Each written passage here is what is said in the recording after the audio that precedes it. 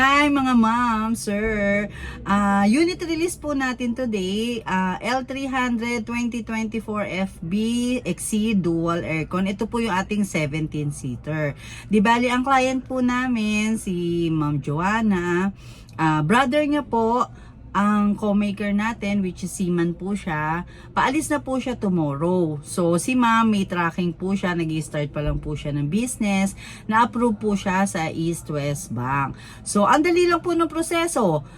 Nag-submit lang po si ma'am ng DTI niya, ITR, 2 valid government ID, si sir naman po yung passport, Seaman's book, kontrata, and then yung return ticket po niya.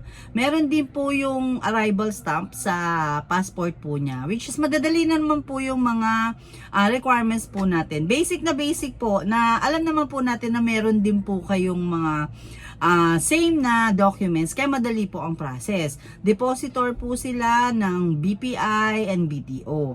So, yun po, nakapasa po tayo, and then nag-release po. Smooth po ang naging transaction po namin. So, congratulations po sa aking client, Ma'am Joanna. Enjoy and good luck po sa business natin. Hi ma'am! Ma'am, kamusta yung release natin? Process Okay natin? Medyo na-late lang pero Smooth naman ang ating transaction. wala naman naging problema. Ayan.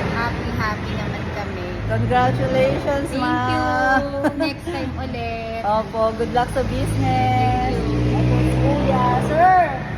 Ayan, ang ating Seaman, naalis na po siya bukas. Ano na po siya, flight na. Kaya buti nakahabol kami. Ito po yung L300 namin. Ayan.